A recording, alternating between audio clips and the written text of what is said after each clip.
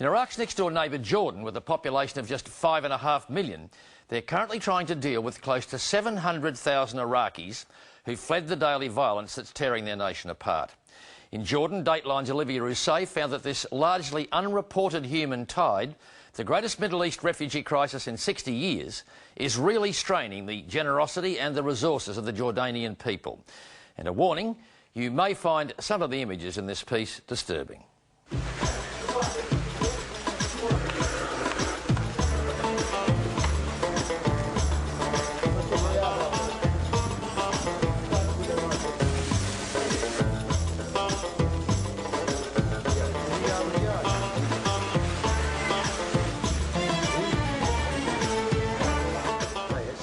Abu Haytham relocated this successful fish restaurant from war-torn Baghdad to Amman, Jordan 2 years ago. With his wood-fired ovens and special sauce, he's giving Jordanians their fish the Iraqi way. But he's given up on his own country. اللي تسمعوه نحن هسه قاعدين انا وانتي واحد بالألف ما يصير بالبلد. Abu Haytham fled Iraq because he feared kidnap and blackmail. بلد تايهة تعالي جيبي مسدسك وطلعي قتلي 50 واحد ما حد يقول لك شنو ليش بدها تقتل ماكو نظام ماكو قانون. He's not short of Iraqi customers, and all of them have their own story of the horrors they've escaped. But these people, who can still afford to dine out in Amman, are the lucky ones.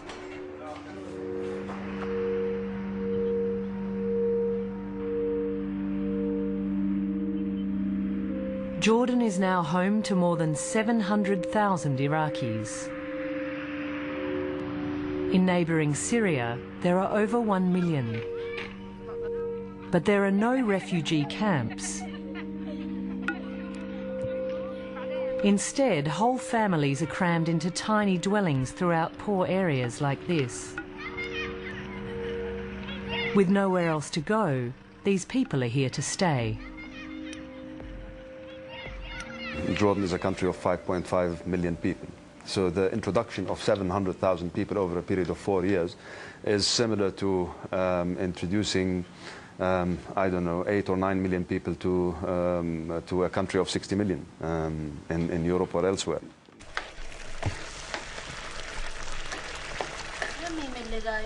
Sabiha Falifel and her family have been living in this dingy apartment for almost 2 years.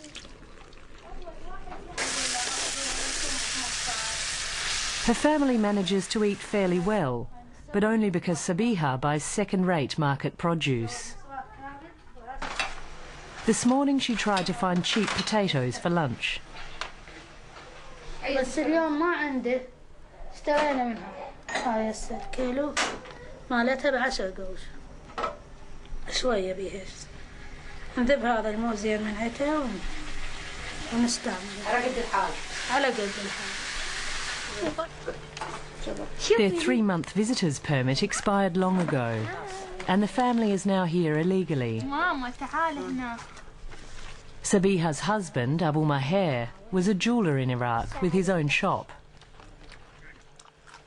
حياتي بالعراق كنت عايشة من عين قبل السقوط، ومن بعد السقوط اضمحلت شوي الأمور لأنه صار ضرب والأمور ساءت وهذه، بس هسه دا أعيش بحزن وبؤس. Now his family of 8 survives on less than $100 a month, given to them by a charity.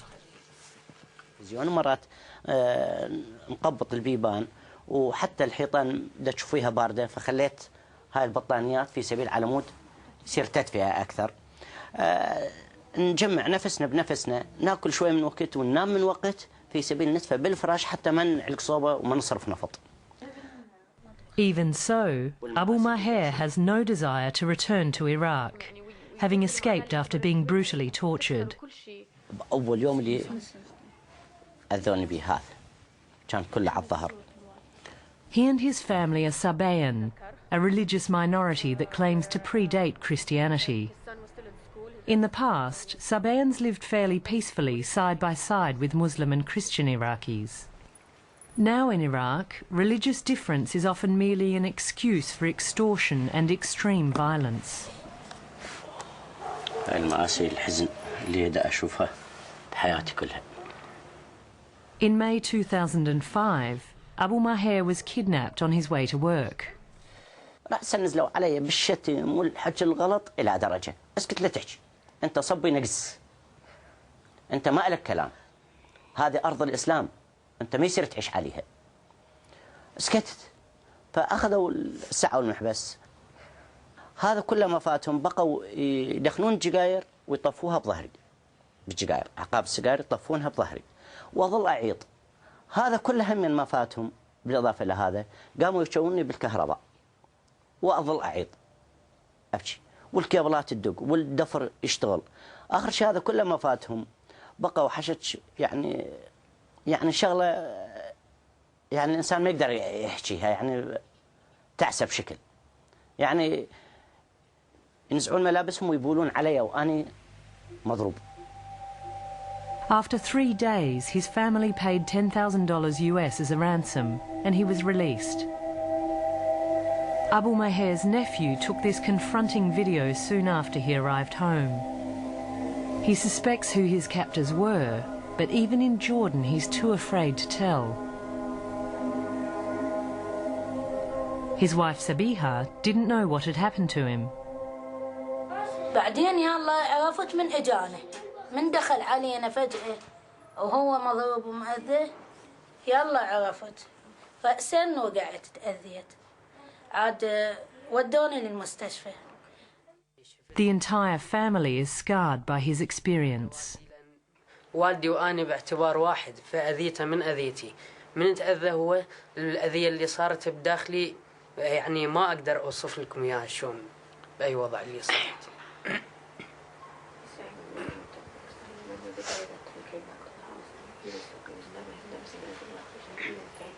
أحس بنفسي في أي لحظة بس أصفن أتخيل التعذيب، أتخيل الأسر، أتخيل معايشتي التعيسة اللي مريت بيها. يعني أقول يعني عجيب شلون أنا بقيت عدل، ما أدري يعني شلون بقيت عدل. Tragically, Abu Maher's story is all too common. Kidnapping and extortion are techniques favoured by criminal gangs.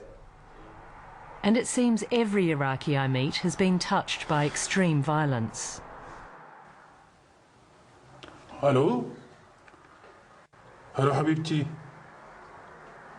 شو اخبار الجهال؟ Yasser, a former accountant, has been sleeping on the floor of a relative's house for nearly a year. He won't reveal his identity because his wife and kids are stuck in Baghdad, and he's terrified they'll be killed. بس يباكوا على نفسكم، لا تطلعون ويباكوا على الجهال، لا تخليهم يطلعون حبيبتي، يلا حبيبتي. Today his wife tells him the neighbours, a family of 4, were murdered last night. يعني إذا سمع طلقات يبكي. Okay. Last year, while washing his car with his 2-year-old son, Yasser was shot 3 times. ابني انه من اللي انضربت سويت انه دفعت ابني دخلت داخل البيت، يعني حفظت على ابني انه ينقتل، فدفعت داخل البيت وسديت الباب عليه حتى اكون انا ضحيه ما ينقتل طفل. الرصاصه اللي اخترقت هاي منها رصاصه واخترقتها وطلعت من هون. اللي يضرب هيك ضربه انه شخص مستهدف ويقتل، لو كانت هاي الرصاصه داخله من هون كان انه فارقه الحياه.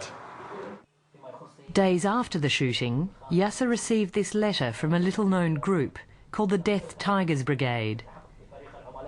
He found he was wanted dead because he had worked for an American aid organisation. To the collaborator traitor Yasser, it has been proven that you have joined the traitors who have sold their religion, conscience and their Iraqi brothers and sisters and sold their honor to the Americans.